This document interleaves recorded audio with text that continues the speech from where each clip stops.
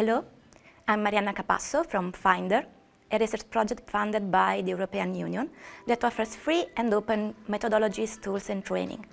And we offer a free course on fairness, accountability, transparency and ethics of AI-based human recommendation. This video is a brief summary of our training course on the second module, that is on ethics in algorithmic decision-making, which deals with opportunities related to the use of algorithmic decision-making, but also to ethical concerns and challenges. So we all know that human decision-making has many benefits over delegating decisions to algorithms. Just to give you an example, image recognition. So identify an object within an image and classify it in a specific category based on attributes we identify on a set of objects. So even though we don't know an object, we are able to classify it. We are able to make connection with what we already experience in our life. But human decision-making has also many limits based on a variety of cognitive biases and limitations. So just to give you another example, information overload, or also overchoice, choice paralysis, the paradox of choice.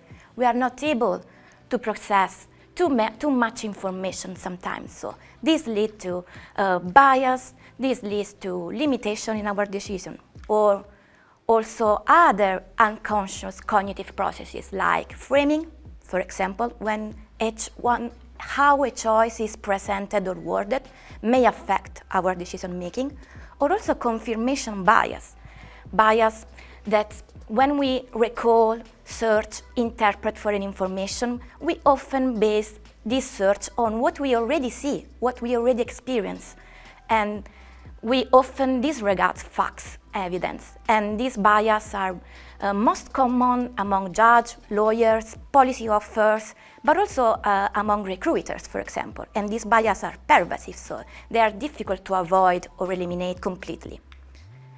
So that's why algorithmic decision-making can support better decision. So can reduce or detect discrimination, for example, in many areas like healthcare, justice, and many others, but also can preserve the confidentiality and anonymity of data and users, or also can help in developing prediction, recommendation, contribute to empowering people and increasing the exposure to diversity. And last but not least, algorithmic decision-making can help improve general knowledge based on the analysis of complex phenomena, so a large amount of data. For example, in the field of healthcare, or also in many other fields. And last but not least, again, algorithmic decision-making can be integrated with cyber-physical systems to increase safety, so taking over labor-intensive tasks. But algorithmic decision-making can also be deeply flawed. So, for example, machine learning is not so good as human decision-making in image recognition. Or, most importantly, systems are not neutral. So, in this comics, for example, that is titled How Computer Scientists Fight Bias in Algorithms, illustrated by Brenny Stolberger, we can see how a system can reflect inequalities in the world. And there's always the risk of power shadows. But what does it mean, power shadows? The selection of what is easy to gather or consider credible, legitimate, is always shaped by cultural, social, political factors. So, and just to give you a concrete example, researchers from MIT or Microsoft Research have found out that image recognition or facial recognition system can lead to different outcomes for different intersectionality groups. So, for example, darker-skinned females are the most misclassified group in comparison to lighter-skinned males. And this can lead to the exacerbation of implicit and systematic social biases by algorithms. So at the end, algorithmic decision-making can support our decision. How to process, structure information, how to analyze large amounts of data. But at the end of the day, decisions like how to allocate resources, how to prioritize a group, or also in the selection of job applicants cannot be completely delegated to algorithm. So algorithm cannot replace human decision making. So that's why ethical reasoning can enter into the picture, because we always deal with moral dilemmas, situation in which we don't know exactly what to do, we don't know exactly what's the best decision is. So have an ethical framework, so investigate ethical reasoning can be a modality to implement better decisions in our policies, but also in our everyday choice. And again, why studying AI ethics? In the last years in the European Union, we talk about responsiveness.